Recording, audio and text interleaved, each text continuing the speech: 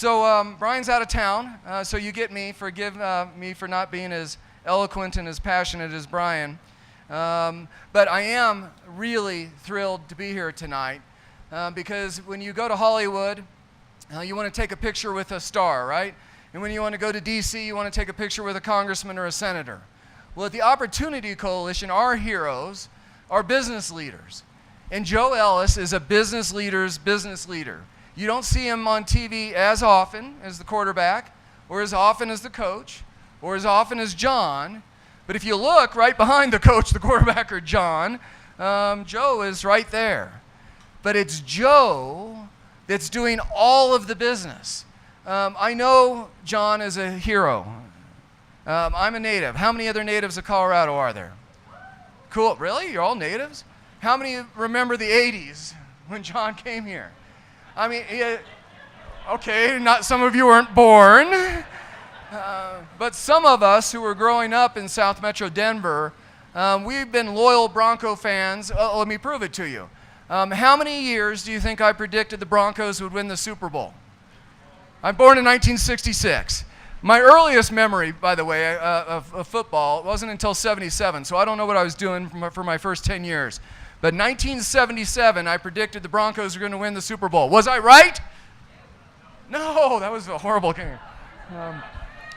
Every single year since 1977, I predict the Broncos are going to win the Super Bowl, and I do that preseason. And I do it when they start regular games. And I don't even care if we have a losing season, which is really rare. Under Joe Ellis, do you all realize that we have the second most winning football team of all NFL teams? Isn't that just incredible? Do you realize we've had a sold-out stadium since something like 45 years? I'm 50. Isn't it like that? It's a crazy amount of time. Do you realize that we have more winning seasons than I think, or more playoff games, number 2, I think, in the league? I think we're the 3rd highest in amount of Super Bowl entries. We've won 3 of them. Do you remember how I predicted we win every year since 1977? I've been right 3 times. But good news is Joe's working with the team next year. What are we going to do? Win the Super Bowl. So here's why Joe's important. Yes, we all like quarterbacks, don't we? Ladies? No. No, seriously, we do like quarterbacks. And the coaches, I really have to get this off my chest. Every single one of you thinks you can be an NFL football coach. And you guys are crazy. You have no idea what it's like to coach. But I've been at bars with you, and I've been in my home or your home, and you think you can be a coach. I'm telling you, hardly anyone thinks you can be the president and CEO of the Denver Broncos football club. And it's not just the quarterback and the linebacker and the wide receiver. It's not just the trainer. It's the folks that clean up after the game's gone and everybody's out of here. It's the folks behind the office.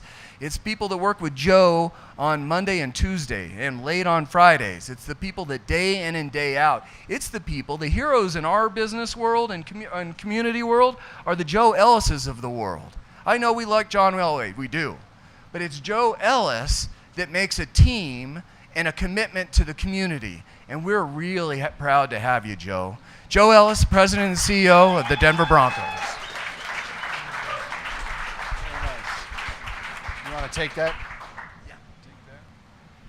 You all mind if I sit down? Getting older. Very nice, John. Thank you. I'd love to take responsibility for all of those wins that you passive-aggressively gave me credit for, but we have a lot of really great people and had a lot of really great coaches and players over these years, and a great foundation set up by our owner, Pat Bowlen, a blueprint for success. It's pretty easy to follow. You too. I'll be honest here. You too could be CEO and president of the Broncos because it is that easy, and it's fun to just sit back, listen with my ears, watch with my eyes, and keep my mouth shut. And I don't interfere with anything on the football side. We've got great leadership in John Elway, who has a really good vision and understanding. He sees things really well at 50,000 feet, I've always said, and he sees things really well at 50 feet. if you understand what I mean by that. You know, he's got a real good perception and very perceptive on all matters, whether they're minute or they're large. And we're lucky to have him running our football team. I was told I should reflect on my story and how I got here, and I don't like to listen to myself talk about myself, but I'll just tell you I've been very lucky. I moved up here to Denver in 1982 or 1981 maybe, after graduating from Colorado College down in the Springs, and I came up here and was goofing around selling T-shirts, and found out when I was trying to sell, unsuccessfully I might add, to the Broncos ticket office, which in those days, if anybody, some of you natives may remember, it doubled up as a gift shop. And I was trying to sell them Bronco T-shirts. We had a license from a company called Velveteen out of Cincinnati, and Gail Stuckey was the guy who was the ticket manager, and he really didn't want anything to do with me. And as I was waiting to see him, I would sit on a couch, and Gail would hold me off for like 45 minutes until he finally say no. But he and I we got along quite well as soon as I became an employee. But anyway, one day I heard him say, hey, you know, I hear the Broncos, he was talking to one of his assistants, they're looking for somebody to sell advertisements in the game day program. And back then, you didn't get all your names and numbers of players and all your information from newspapers or from your phone or anything like that. You know, we sold 30,000 copies, 70,000, 75,000 people in the stands. We sold 30,000 copies of that magazine. So point was, it had some reach, and I was able to sell some ads. No one had done it before. They had farmed it out to a company, and they did national ads, and nobody had gone around locally. So it was a pretty easy deal. And they didn't want to pay me. They said, well, you know, we'll just pay you on commission. And I didn't have any money. So I said, I'll make a deal with you. This guy is a general manager of the team, Mark Cooper, who's here, a Bronco alum, sitting right over here. Mark, thanks for coming tonight. He will remember the name of the general manager, maybe. What was your first year? 84? 83. So you'll remember possibly a guy named Hein Paulus. And Hein was the general manager, and I said, Hein, I'm 26 years old, 25 years old, I don't have any money. How about if you give me a draw against those commissions? And he said, well, you got a lot of courage to ask for that, so I'll tell you what, I'll do it. And that made me feel good about myself. Anyway, I asked for some, you know, back then I thought it was a ton of money, $1,000 a month. And somehow he agreed to give it to me, and I was able to sell enough ads, because it was really easy. It was not hard work to meet that draw, and then some. And so from that came another job. The owner was impressed. It was a small office back then, maybe 30 people in the front office altogether, not including coaches and personnel people. Today we're 205, a little bit different business. We'll get into that in a bit. But the owner was impressed, and so he just gave me odd jobs, whether it was washing his car, picking him up at the airport. I considered myself a gopher. And then no one had ever sold advertising or done promotional work for the team back then, because the stadium was the old Mile High Stadium, and they controlled all the ad rights and things. And so I figured out a few ways to make some extra money for the team. It wasn't a lot, but it kept me busy, and was able to do that for a couple of years. And then I sort of felt like I was up against the ceiling, so I went back to graduate school. I went to Northwestern, Kellogg School of Business from 1986 to 1988. Graduated successfully. How, I'm not sure. I've never seen my transcript, and I've never seen where I ranked in my class, and I don't want to see it. So, but it was a good 2 years there after working for 3.5 with the Broncos. And then I went back east. I worked about a year and a half in some real estate stuff. My father was ill, and I was close to my parents, and I just itched to get back into football. I'd had such fun. And Pat Bowlen and a guy named John Beek, who was then the general manager, got me in to interview with Roger Goodell. And Roger gave me a job under him, working in New York. Our department was called Club Administration, and I think maybe Business Strategy or something like that. And that league office back then was not that big, and we got a lot of assignments, the first of which was expansion of the NFL from 28 teams to eventually what is now 32. And so I got to kind of shepherd a lot of the details and work in that, work with the committee, watch owners work, see how their decision making took place, the kind of the processes they went through, their sort of realm of thinking on how they saw the league and the future of it. It was pretty fascinating. And I did that for, that was just one area we worked on international strategy. They used to have a league called the World League of American Football, and we did some work on that. Helped run some postseason games. We ran the Pro Bowl over in Hawaii.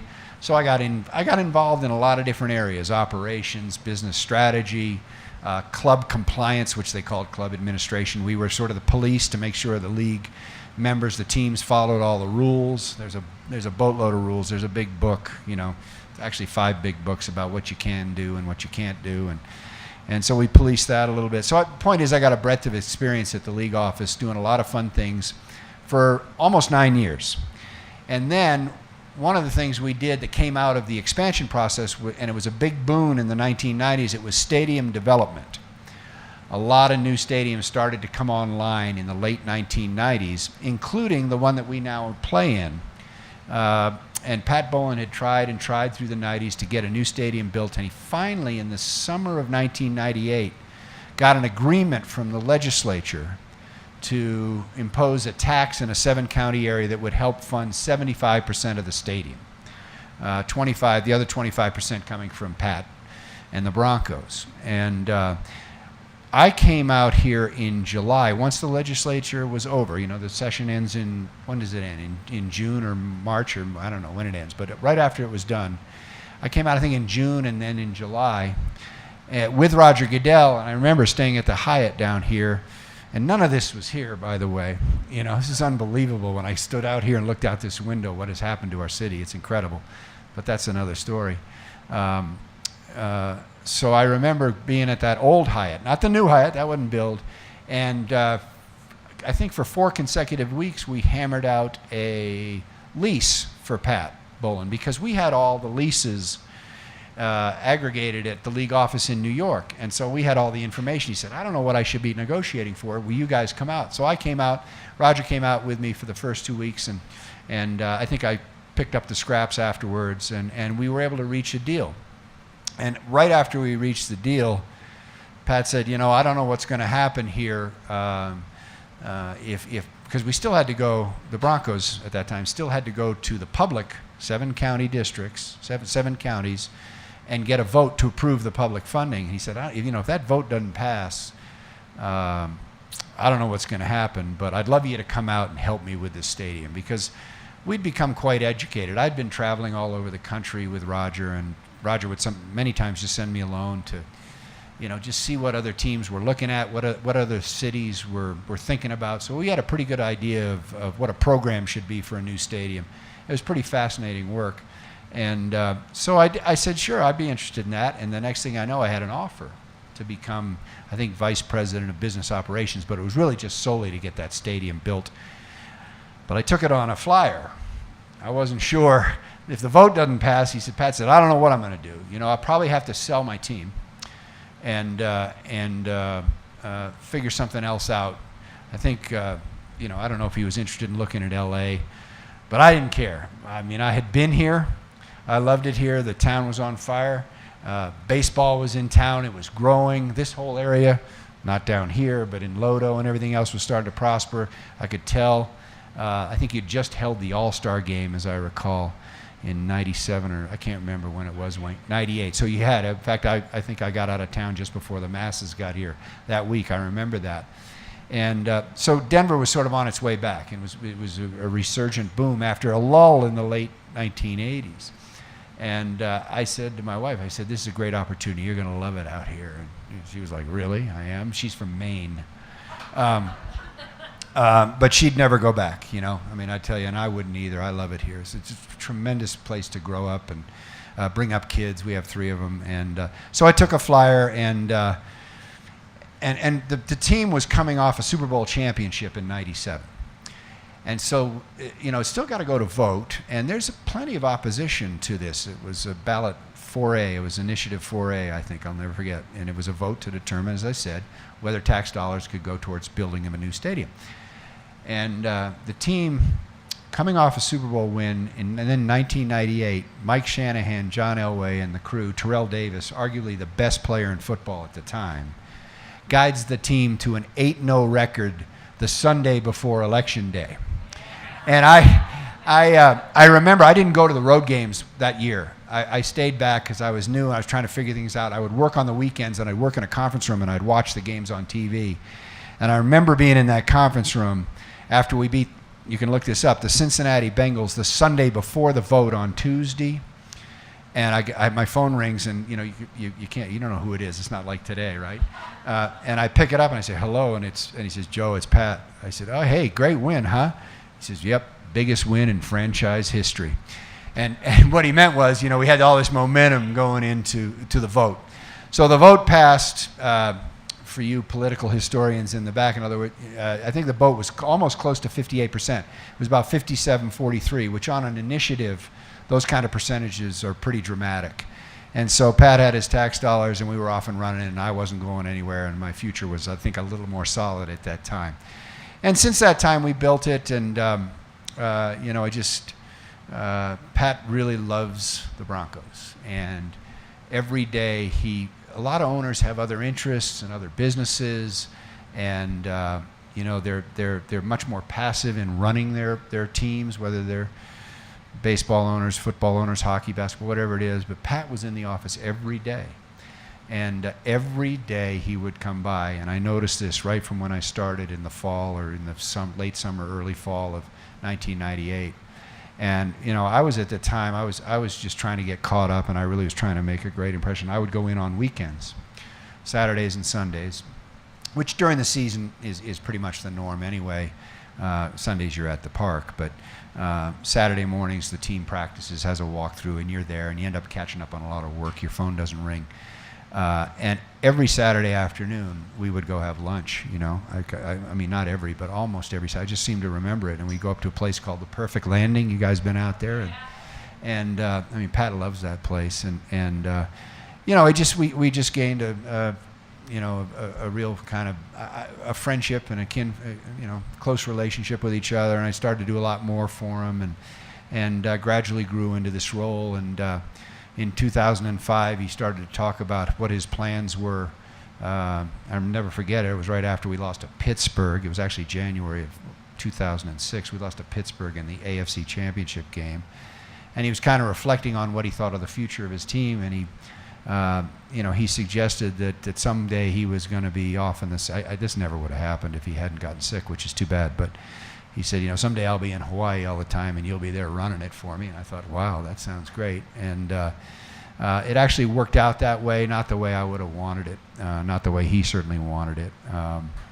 But I feel very lucky, very fortunate. I feel honored to be able to do this for this team and this town on his behalf.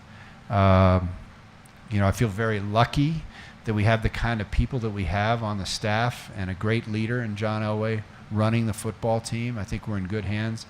John Elway and Mark Cooper played right in front of him for a few years.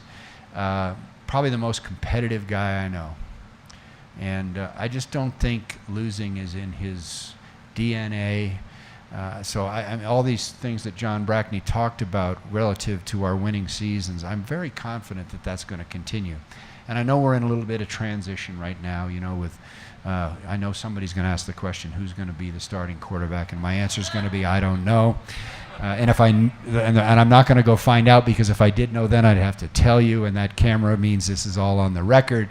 So I don't know, but no, I just feel very confident that moving forward, we're in good hands with John overseeing the football team. The one thing I would say, or not one, I've said a lot about John, and you need to know, it's kind of interesting because you're in business and you're looking at leadership. And when I look at John's leadership, and I look at other general managers or people in the NFL or maybe even other sports that are running the sports operations, the football side or the basketball side or baseball side, a lot of decisions that they make are in their best personal interest to try and, quite frankly, salvage their job and sustain their job and keep their employment going. And I know that sounds a little cynical maybe and kind of off-putting, but I've watched it and I've seen it. And in John Elway's case, this is his hometown. This is where he really, as he would say, grew up. You know, he got out of college. He's never been anywhere else. He's got an affinity for Denver. You heard him say that, I think, a week ago when he was honored at the Larry Mizell dinner. So he makes decisions that are in the best interest of the team, first and foremost. And I've witnessed it. And he's got tremendous discipline. A lot of guys will sign guys or make decisions on a whim that without discipline. One of the great traits he has is he doesn't react instantly. He thinks everything through. I'm not that way. I kind of get, my heartbeat gets going, and I figure, okay, this is irritating me. I'm coming up with a decision here. And John is much more patient. Now, he may be churning inside, but you'll never see that. But he's much more patient. He's very good at deliberating and evaluating and taking his time to come to the right decision. And so those are the kinds of, I've only mentioned a few, those are the kinds of character traits that really make, as I said to you, if I can just keep my mouth shut and stay out of his way. I've always told people he's kind enough to listen, he's kind enough to let me come in and ask questions, and he's smart enough not to listen to anything I have to say when it comes to football.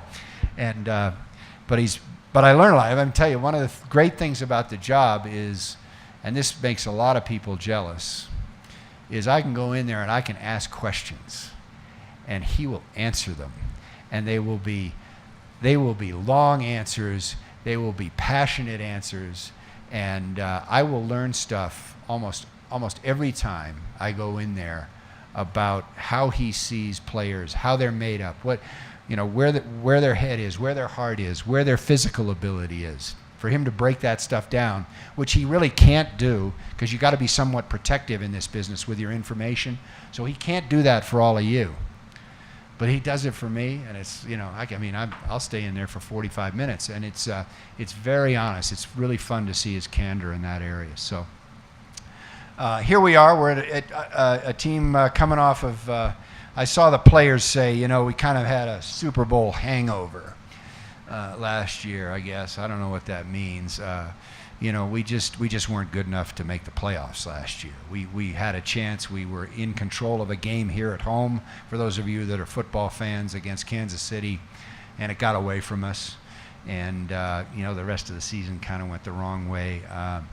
Gary Kubiak, our great head coach, I think was really battling some personal things to just make a decision. Did he really want to keep doing this? I don't think it was as much his health as I think it was just the overall burden that his position, the position of a head coach, puts on somebody. And he came to John on Christmas Eve. We were in a hotel in Kansas City and said, I just tell you this as a friend, my heart's not going to be in this, and I can't cheat the company and I can't cheat you, so I'm going to step down. So we're in the process of getting a new coach, and the new coach is really, he's done a really good job. Vance Joseph is a guy who, in our research and talking to people, he really kind of served as in his previous 4 organizations that he was at, San Francisco, Houston, Cincinnati, and Miami.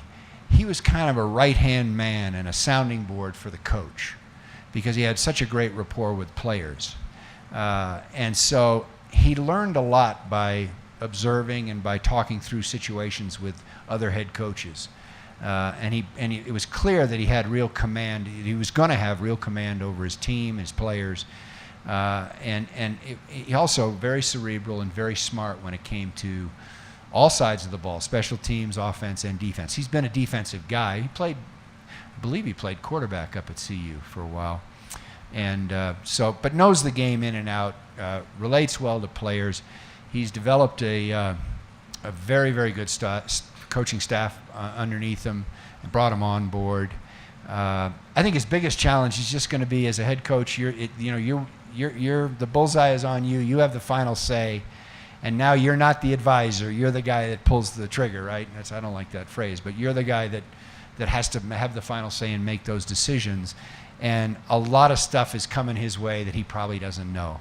And I've heard a great coach, Bill Parcells, say that all the time. He said, 2 or 3 times a day, or once a day, something's going to hit your desk that you had no idea it was coming, and you've never dealt with it before.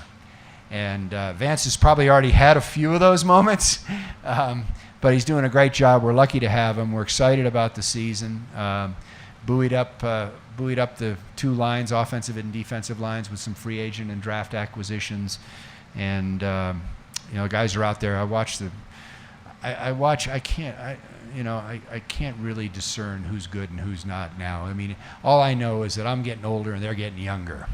And it's really fast. And when I go out and stand on the sidelines and watch practice, I make sure. I used to stand I could stand with the play coming at me and the ball there. And now I make sure I stand behind the ball, meaning that they're going that way, and if the ball's here, I'm standing this way. So they're going that way because, I can't get out of the way anymore on the sideline. But it's fun, and everybody's got a lot of energy and enthusiasm, and we start camp the final Thursday in July.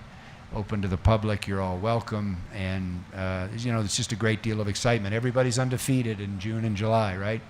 And so we'll see what happens. I won't do what John Brackney and Pat Bowlen do every year, and that is predict that we'll win the Super Bowl. I'm not in that mode, but that was our owner's proclamation each year. John, he'd say that, and he said, if I don't say it, who around here is going to believe it? So, hopefully we can get into that tournament and see where you go from there. That's the key. You got to get into the playoffs because anything can happen. Anything can happen, and anyway, I'll open it up to questions. I will say I appreciate everybody's support and the community's support. It's unbelievable to me that we live in a market the size we are. I think we're the 18th, maybe 19th largest market in the country. It depends on which demographic study, socioeconomic study you're looking at, TV market size, whatever. But we're not a top 10 city in terms of population and everything else. But we have one of the largest stadiums in the National Football League, and we fill it up every Sunday, and we've done so for the last 40-plus years. It's unbelievable. On top of that, we don't have the biggest TV audience in terms of population, but in terms of percentages of people turning the TV on Sundays and watching our games, we're in the top 3 in the NFL. And so there's just tremendous passion, tremendous interest. We never take it for granted. That's the one thing I always try to hammer to the staff is, don't just think you're resting on any laurels here. You're not. This is fleeting. There's a lot to do in Colorado. I enjoy going and watching that baseball team right now, and they're real good, And so, that's just one thing. Think of the opportunities you have in the form of recreation and everything else. It's such a tremendous city, a tremendous state. And we're located near a lot of fun places, so we can travel, and everybody loves to travel. My point is that you all have discretionary income, and I'm competing for that. We're competing for that, I should say. And it's not easy. You can make choices, and you can be so. We have to keep up with the standards of excellence that you are expecting, no matter what you do. Whether you go visit a hotel in Las Vegas or you go to a concert. Anybody go last night, by the way, to Metallica? Was it awesome? It was awesome, huh?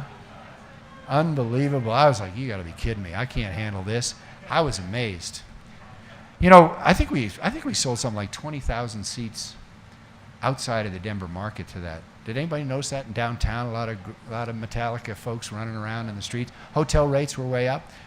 Anyway, that's how far our business has come, Mark. We got ancillary, we got concerts, we got 3 of them. It's a different world, and it's just an honor to be part of it. And I appreciate it. I know a lot of you are fans. You've come up to me, you're season ticket holders, sponsors, box holders. I can't tell you how grateful I am, Mr. Bowlen is, for your support over the years. And if anybody got that and passed that on to me as a way of thinking and understanding, it was Pat Bowlen.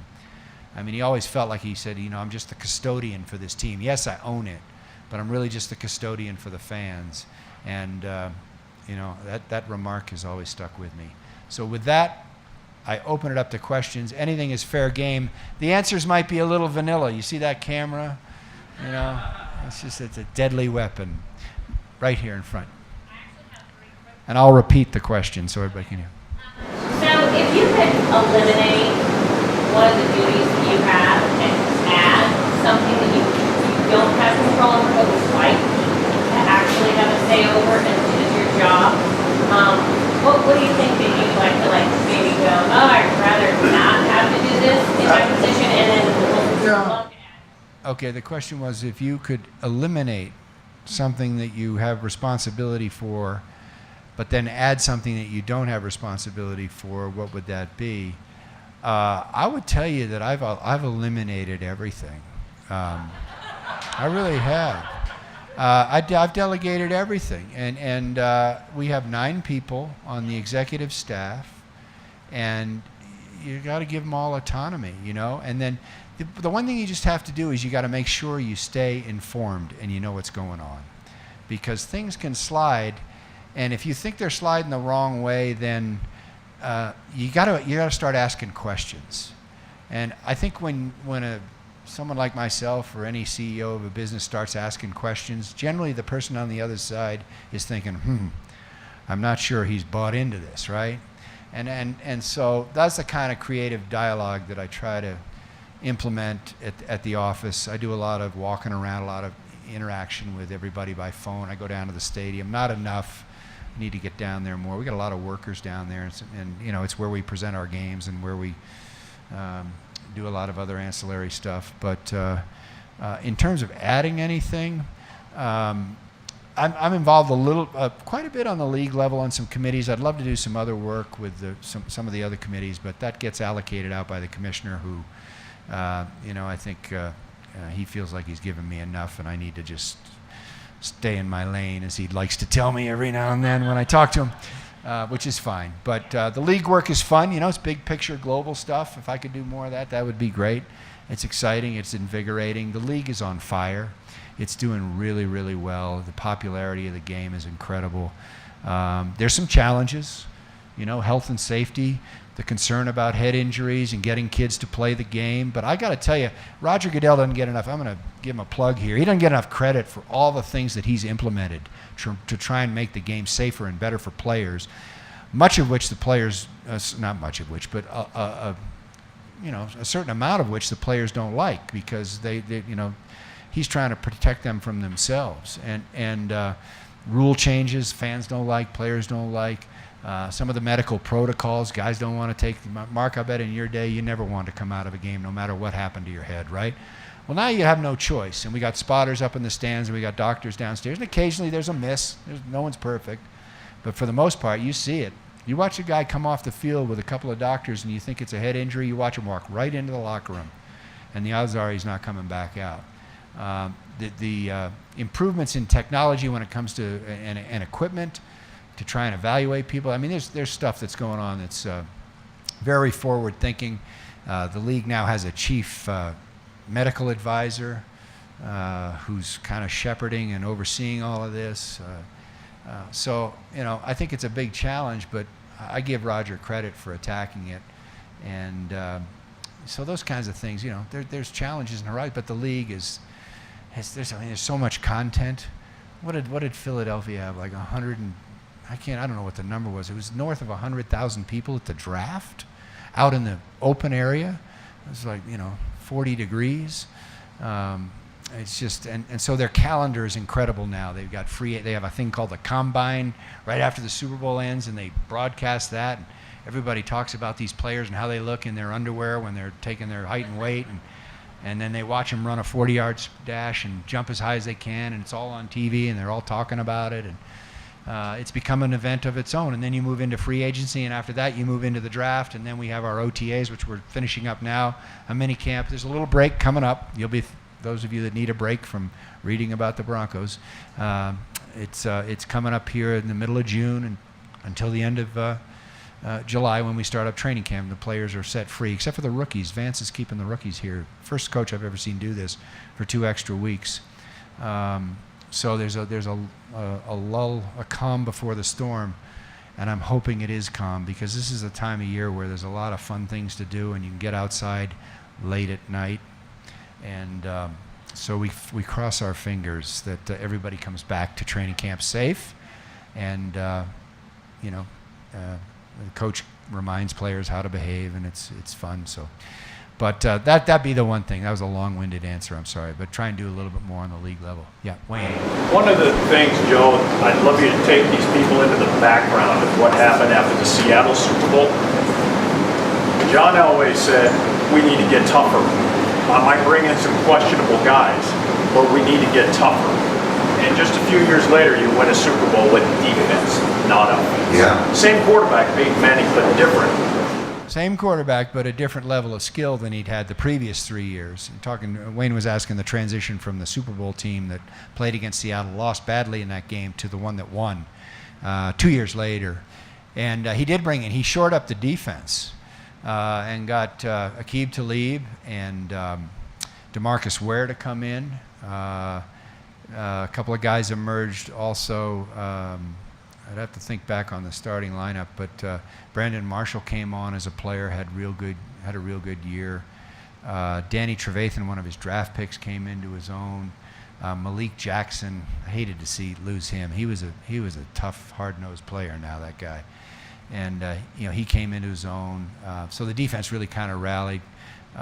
T.J. Ward was another one, and then Darian Stewart completed the 2 safeties from free agency. So John did you look at that. Plus Emmanuel Sanders came in after that. Remember, we lost Eric Decker to the Jets, and Emmanuel came in.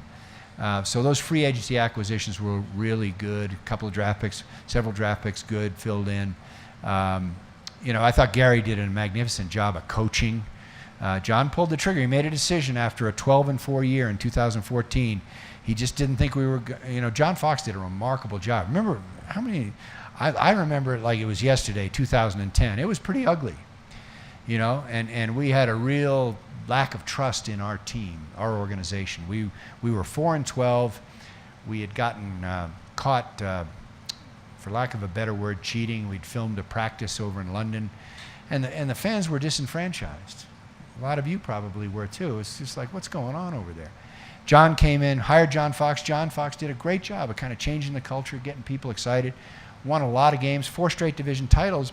But John said, I'm just not sure we're going to get over the hump here. Made a change, and Gary comes in with a good staff, really good staff. Wade Phillips did an excellent job, and we end up winning the Super Bowl that year. So, he pushed a lot of the right buttons, I think. And Peyton retired, and that changed the dynamics of you lose a guy like that. John said this when Peyton retired. You're losing more than a quarterback, right? You're losing an industry leader, a locker room leader, an amazing presence in your building. So it's a different dynamic today, but we're hopeful. The team's well stocked, and bad taste in their mouth from their Super Bowl hangover. I know that. They didn't like the way last year went, certainly not the way it ended. So hopefully we can turn it around and, as I like to say, get back to that tournament. Sir, right here. Is there a free agent that the Broncos lost that you were sorry that you lost? Whether you outbid or you'd like to be able to keep better? There's a reason for somebody taking a number off. I don't think so. I didn't get into specific details about that. I know we lost a player. This is just me personally. Losing Malik Jackson was tough. I thought he was a really good player, but no, it's part of the game, And you have a salary cap, and you have to put a value on every player. And John's very good about that, so that he doesn't he knows he's got to put together a whole roster, accommodate offense, accommodate defense. So sometimes you can't. A lot of teams will just say, "Listen, just give them the dough, figure it out." And then what happens is you get stuck. And if you look at the track record on a lot of those high-end free agents, the hit or miss ratio, there's a lot of miss.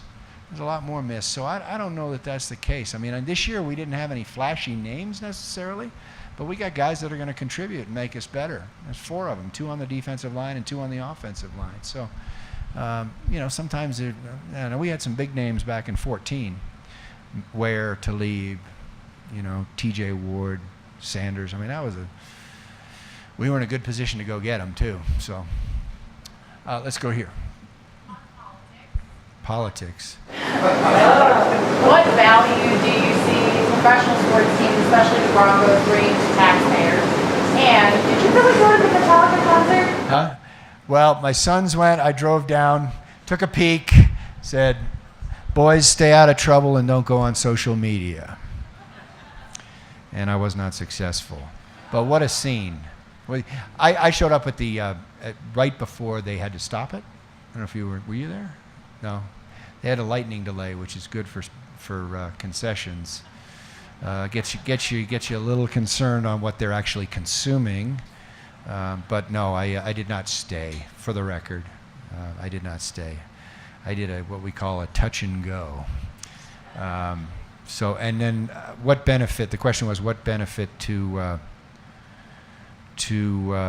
taxpayers do you think a team has? Well, I think this team is important to the town.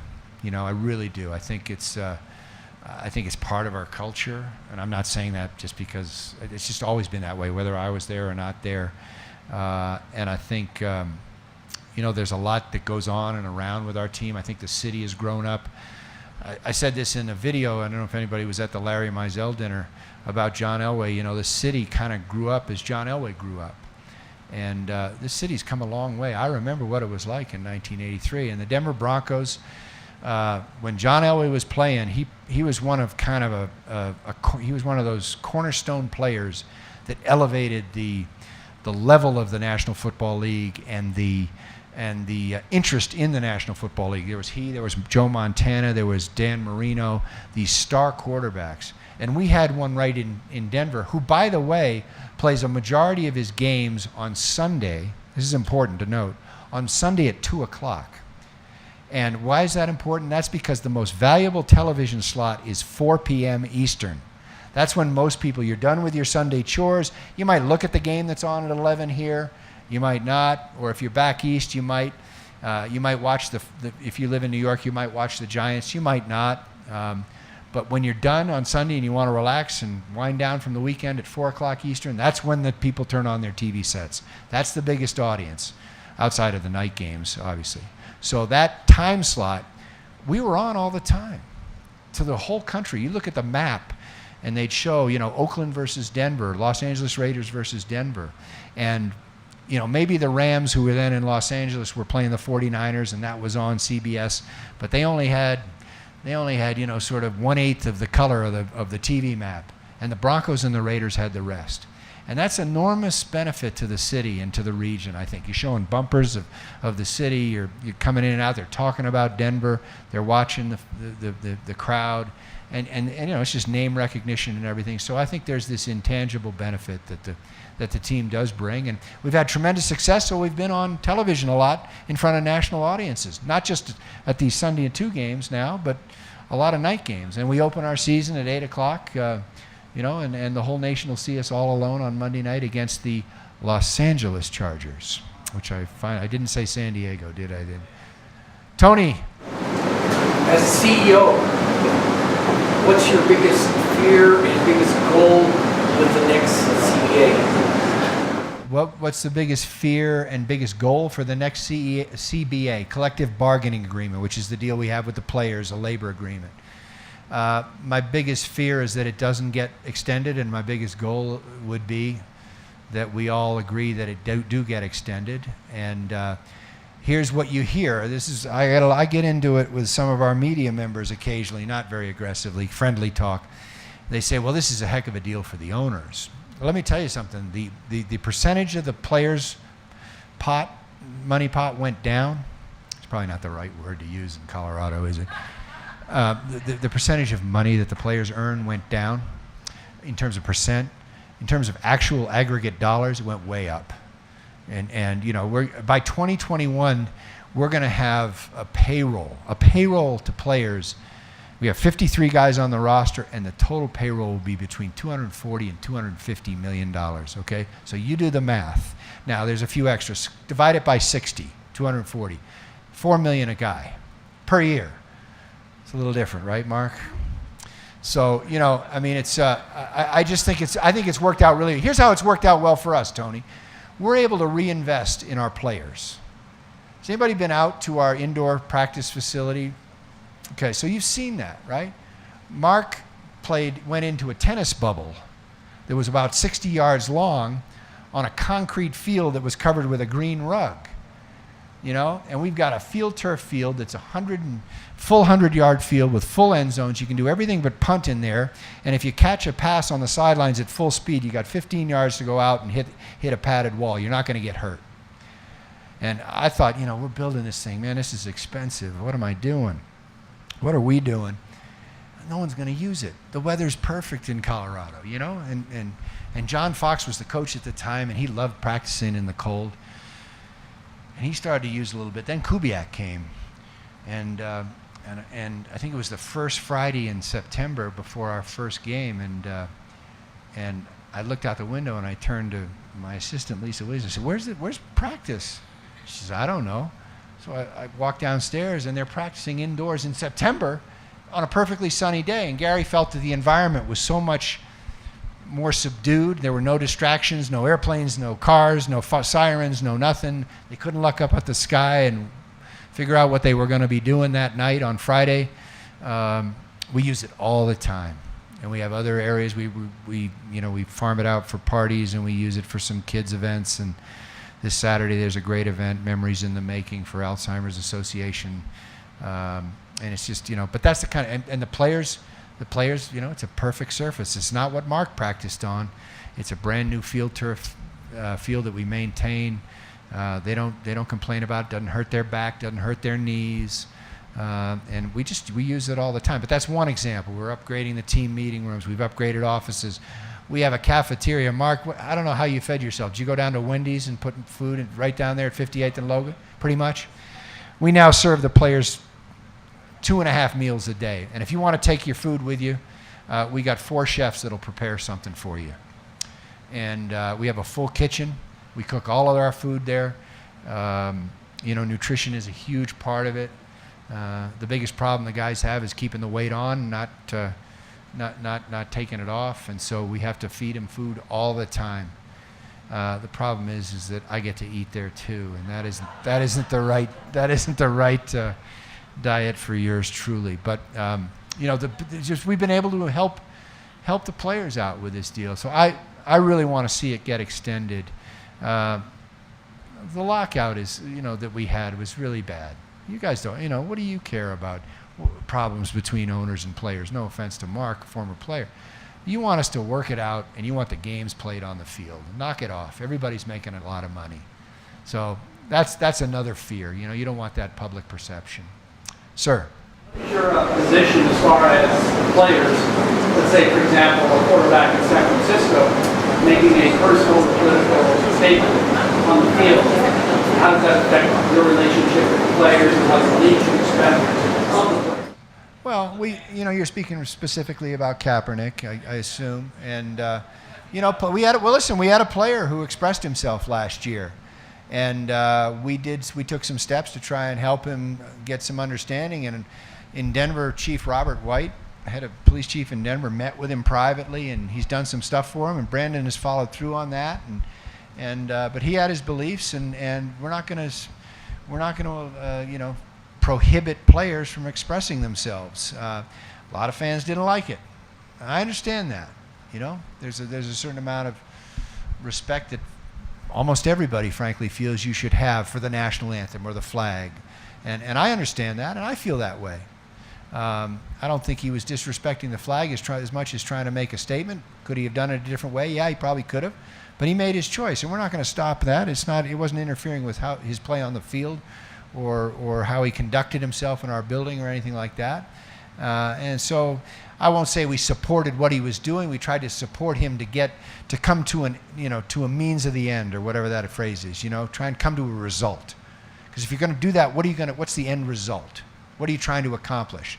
And we tried to help him get to that. And I think he was accepting of that. And so that's the kind of thing. Players want to be heard. They want to express themselves. They want to brand themselves. That's important to pro athletes now. And I've tried to be compassionate and understanding about that, because if you're not, then you're not in tune with what matters to them.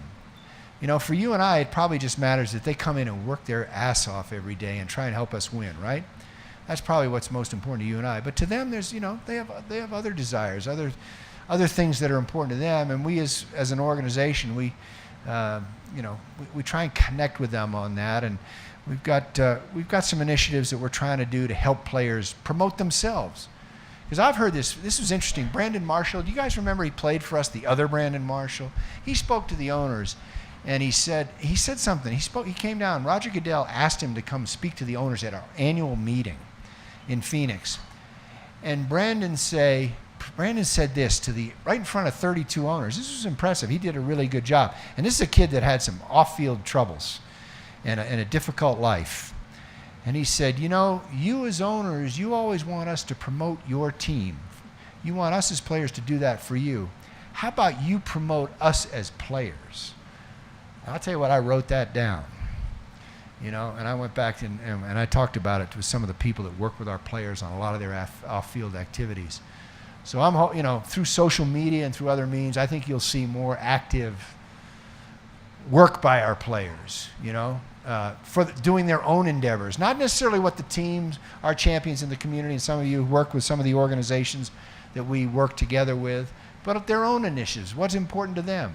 Von Miller has his own foundation, helps kids with glasses so they can see, and does a lot of things like that. There's a bunch of other players, and they want to be recognized for that because it's meaningful to them. So, we need to do a better job of that in that area. So I've given you a long answer on that. Yeah, right behind you.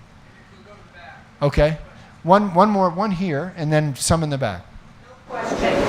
I'm on the board. I want you to know that the ability for us to have you sit here and tell your story, just like Pete Coors and Dick Montfort and Paul Andrews. Tall cotton. It's seriously, your messages are so valuable. I'm a native New Yorker whose brother-in-law is a Yankee. This doesn't happen in New York. So all the young business people in here have to truly recognize that this is an intimate moment where you're sharing not just the things that will make us even more enthusiastic about our Broncos, but where you started. You have an amazing monitor over your head, but the story you told about where you started is what young people need. Yeah, well, I appreciate that. It's nice. Use the word intimate, and that intimacy isn't in other markets, but it is a special relationship between this team and this town. And if I had said, and I never would, I've known Brian for a while, and he asked me to do this, and I respond. I've watched what you've done as a board member. I've watched your speakers and who you've had here and what he's trying to accomplish. And so it wasn't hard just to instantly say that'll be fun, and we worked on a date. But let's say I was detached from that connection that we have, and I had said no. That would have gotten around. Even if I had told you, it would have. I'm telling you, that people would have said, the Broncos, they got this guy Ellis, and he really isn't engaged. And he's, we tried to get him to come speak, and he gave me a half-baked answer about why he couldn't or something. I just know how intimate the relationship, and you use that word, is between our town and our team, this region and our team. So I thank you for that, but it's not like I have a choice because no, I mean that sincerely, and I don't mean that flippantly, but I mean that sincerely. We've got an obligation. We have an obligation, and it's different than an obligation somewhere else. It just is, So in the back, we'll go back there for a couple.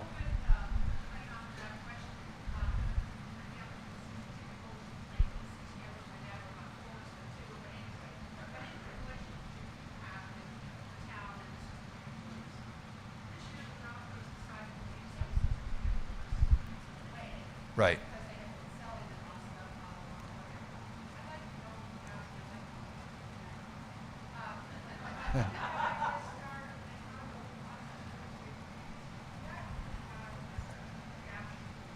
It did. But I think, if you read the Denver Post editorial that they wrote on it, I think that would best describe what our feeling was. And that is, we've got 75,000 people on the wait list, and right now, a lot of those people are buying tickets on the secondary market. Maybe some of you are doing that too, at very high prices, and they'd like to have an opportunity to get season tickets.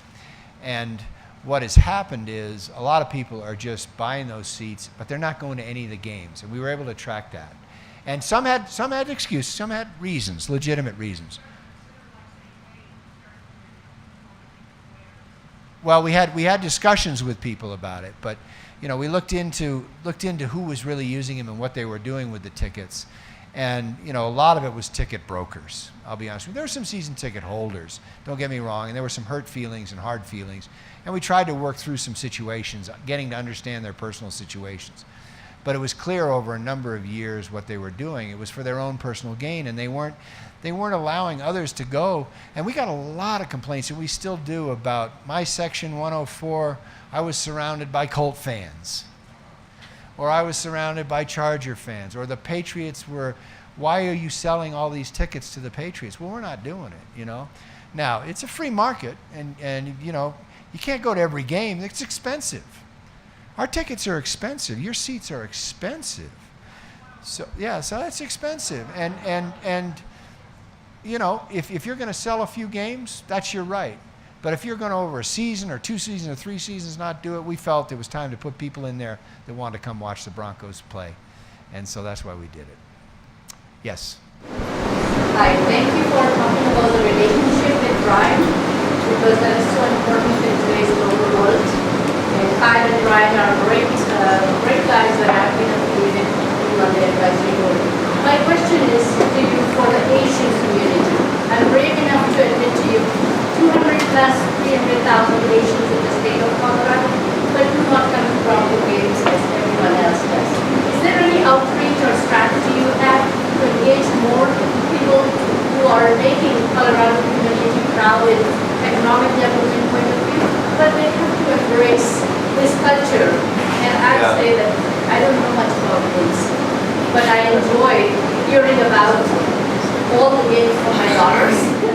Right. I mean, our business is football, and so our outreach through various chambers, there's minority chambers and whatnot, is it probably gets shorted because we can't reach everybody. But we're easy to find. That I do know. And, we can put you in touch with people that can respond to your requests. Whether or not we can fulfill them, I can't answer because I don't know exactly what they would be. But, we're inclusive with everybody. We've got a lot of, constituents, a lot of stakeholders from all over the world and a lot of stakeholders from all over the country. And we're very fortunate. Our popularity, if you look at a map of who's your favorite team, they have that. I should bring it. And there's a big swath of orange across the Middle West and the West, and it extends into Utah and Nevada and northern New Mexico and Wyoming and Montana and parts of Idaho and on over into western Kansas and western Nebraska. And then the Vikings start to come in, or the Cowboys or the Chiefs. But if you look at the map, there's this big orange blob in the middle of the country. And unfortunately, as Pat Bowlen said, that's a lot of jackrabbits and tumbleweeds, which is true. Not many people, but the point is we're a big brand in a big part of the country, and so we're all inclusive. Yes, in the back. I have to ask, switching to different teams, what do you think about our Colorado Rockies right now? Oh, I'm really impressed, and everybody's talking about them, and that's when it's fun. I grew up in a baseball town. I grew up in Boston, Massachusetts, and my first job in professional sports was hawking Coca-Cola, popcorn, and peanuts at Fenway Park at the age, you can look it up. Yeah, 16 years old. And then when I was 18, after I graduated from high school, this is not a great story, but I'll tell it. The drinking age in Massachusetts at the time was a disastrous 18 years old. And I sold beer in the stands. And I made a lot of money back then for an 18-year-old kid before he went off to college. No, the Rockies' success is fantastic. And see all these young guys, they lose their two best pitchers. One guy to testicular cancer and the other to a foot injury, and these rookies step in. And, what it does, I don't know if anybody else is sports fans like I know you are about this team, but I'm watching and I'm paying attention, instead of talking. My wife's out of town, so I can say this. Instead of sort of chatting with her and watching the game, I'm actually paying attention all the time. And not paying attention to her if she wants to talk. And every game, how'd they do? Who did it? So I think the better they do, the better it is for us, the region. I think it's really, really exciting. The fellow from the Rockies, Bud Black? Yeah, well, I think look what he's done. He's injected something into the culture, and he's made decisions. He's a very enthusiastic guy, and what they're doing on the road. I mean, I'm really looking forward to this series this weekend, So, I mean, if they get through this, and then who do they have after that? Kansas City, or I can't remember who it is, but if they can get through these next, before they come back home in good stead, it's going to be pretty exciting. Yes. There's a documentary out right now on Netflix about the Arizona Cardinals, and I was noticing on that documentary that there's a big section about the draft. And during the draft, it's I was noticing in their particular war room, it was very informal, and there's just a lot of back and forth. And so I'm wondering what the Broncos war room looks like on draft night / the next day. How much is driven by analytics, how much is driven by gut feeling, how much is driven by the board, etc. So you just all of the above. And the players, the main players are John Elway, Matt Russell, his right-hand guy on personnel. Usually his chief head of college scouting is with him, and that used to be Adam Peters, and it's now a guy named Brian Stark. And then the head coach is right there. All the scouts sit in the back, but the head table is really only about 4 or 5 guys. Our chief medical advisor, former head trainer Steve Antonopoulos is usually there. He's got all the medical reports, because you got to ask, what about this kid? Let's give us the medical rundown, because there are a lot of these college kids had come off of injury and stuff. We drafted one this year, Jake Butt, tight end from Michigan, blew out his ACL in the I think it was in the Rose Bowl. Isn't that where Michigan played? I can't remember. But so those are kind of your key players at the table. There's no yelling and screaming. Did you ever see the movie Draft Day? It's a great movie. There's some tense moments, I think, because the clock ticks down, and 10 minutes is not a lot of time if you're wrestling with a couple of decisions or a couple of guys you think you might want to pick, and then there's distractions. Other teams are calling you to kind of. They may not even be serious about a trade, but they'll call you just to distract you and things like that. And so I always remember one time, I don't know if it was Mike Shanahan or Ted Sundquist, our general manager. It might have even been Josh McDaniels, but Brian Zanders, I think it was our general manager, and he calls Parcells to see if he's interested in a trade. And Brian was all excited about it. And Parcells said, "That sounds good. I'll get right back to you." He never called Brian back. And he was just playing with him. I remember, and Brian said, "Yeah, he's not calling me back." But those things like that happen that are funny, and a lot of speculation. What are they going to do? What's this team going to do?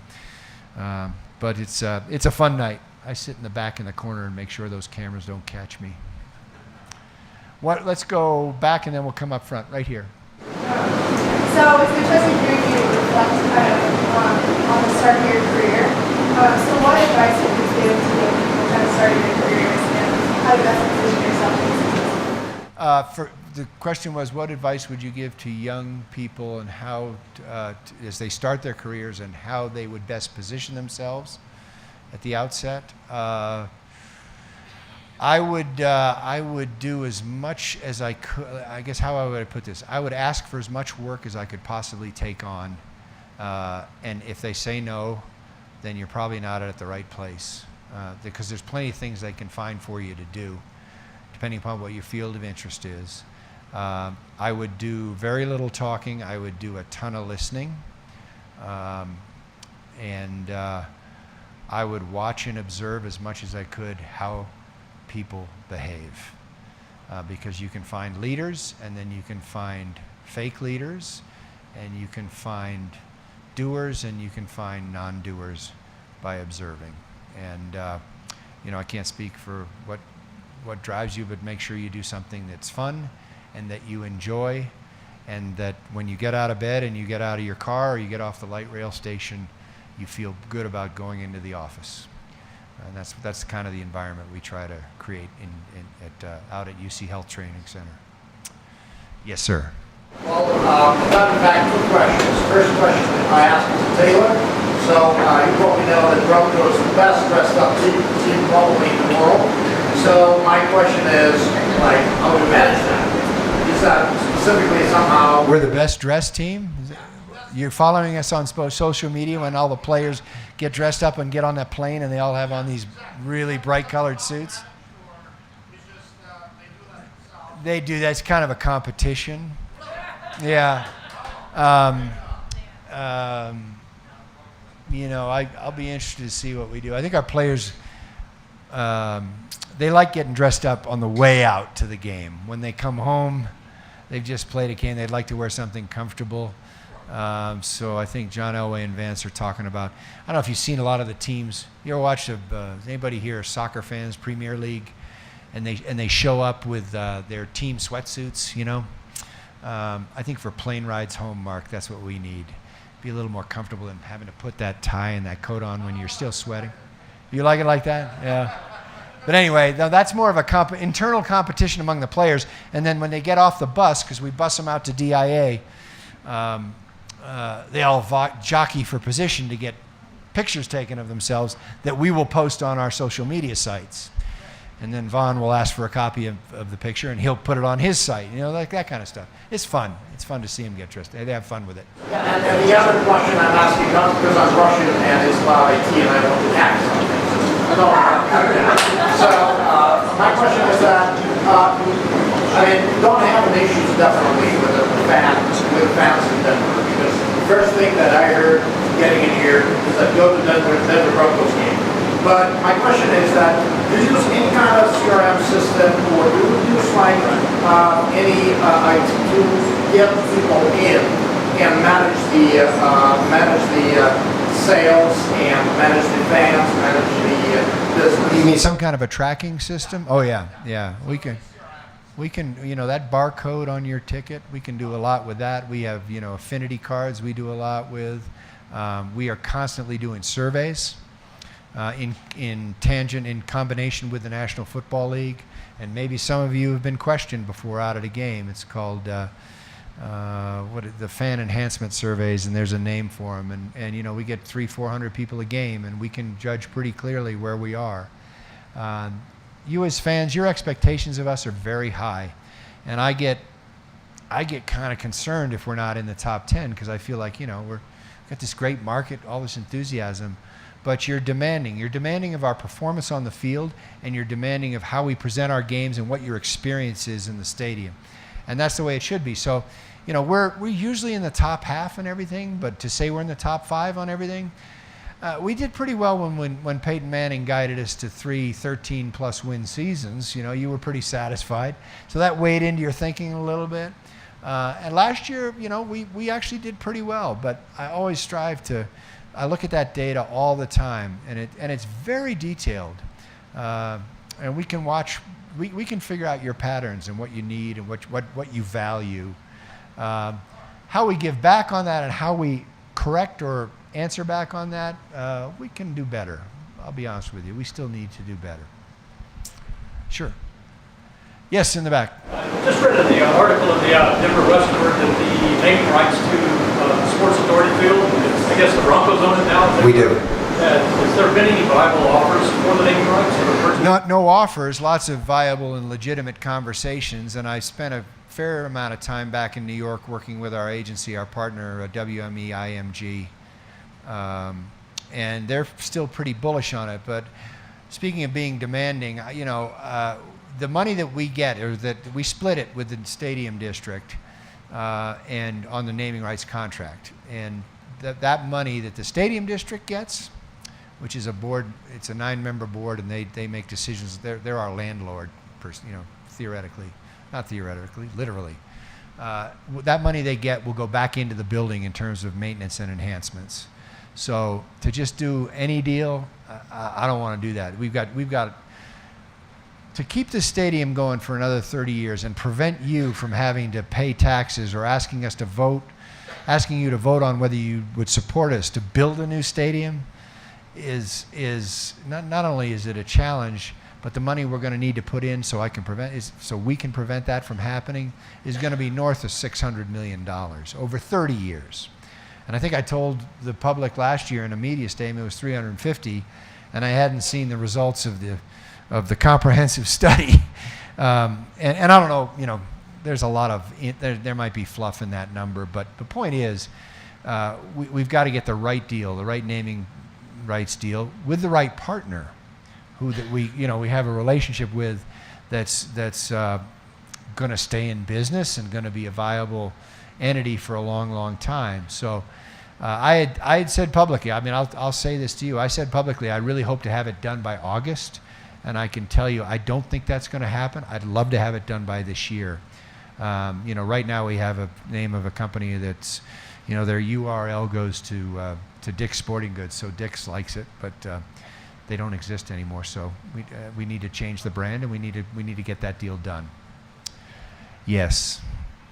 Hi.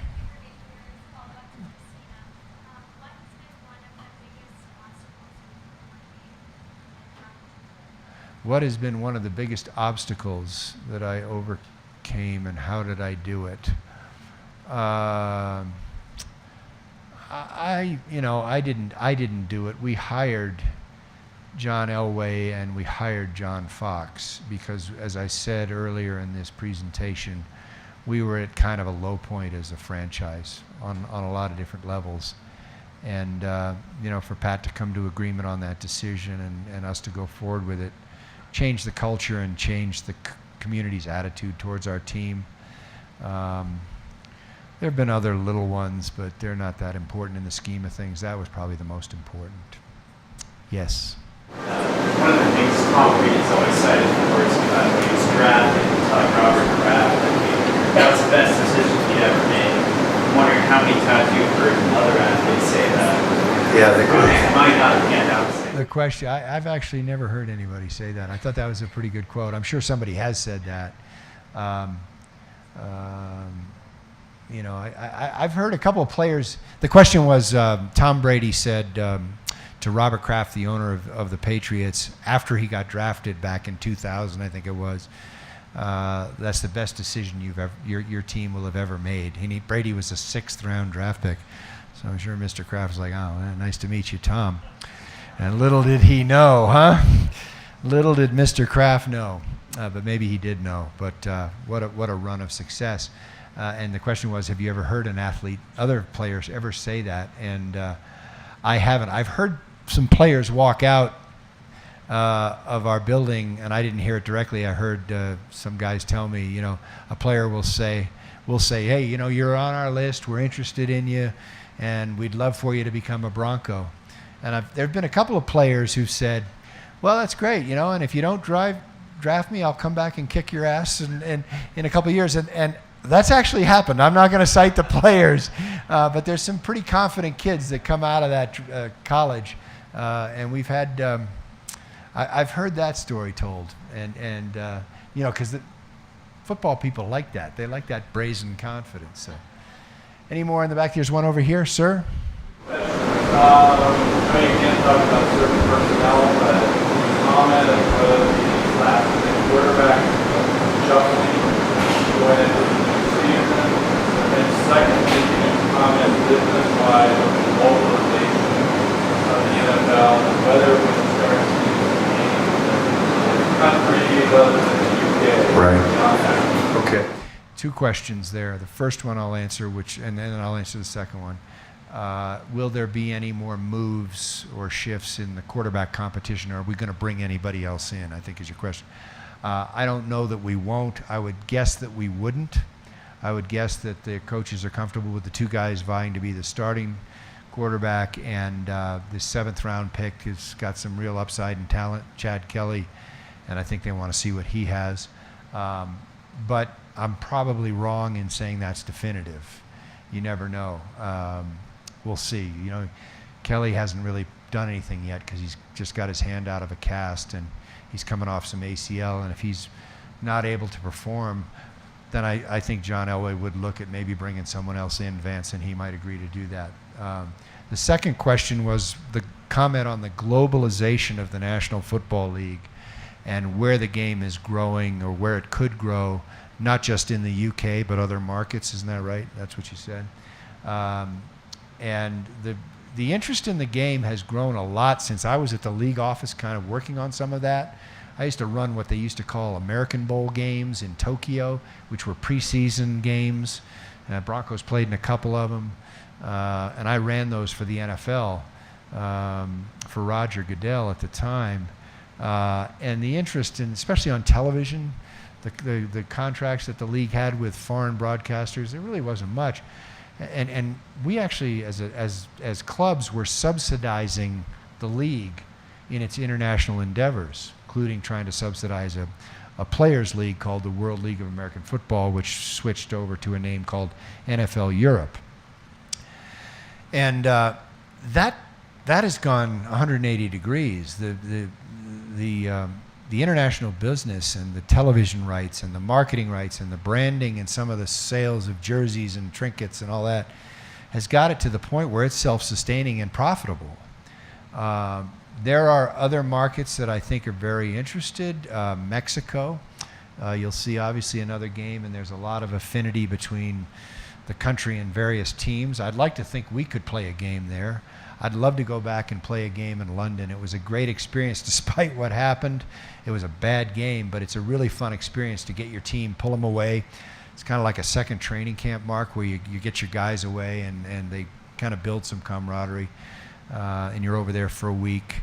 But having said that, in terms of growth, London and I think England, the UK is kind of the key target right now. Mexico could be up there. I can't speak to the Far East. You know, there's an effort to play some games over there. I don't know when that's going to transpire. I'm not sure if the Patriots are playing in China anytime soon. I thought I read that or heard that. I should know that. I'm sorry, I don't. But the first progression of expansion is still the UK, then Mexico. Other markets are burgeoning and could handle it. Germany could. Germany's a football market, but. We'll never overcome the real football, as they say. I don't think that's the world's passion. Yes, sir. Quick question. A lot of people are familiar with what Pat Bowlen has done for the Broncos, but are unfamiliar with all the things that he did for example, the television rights for the NFL.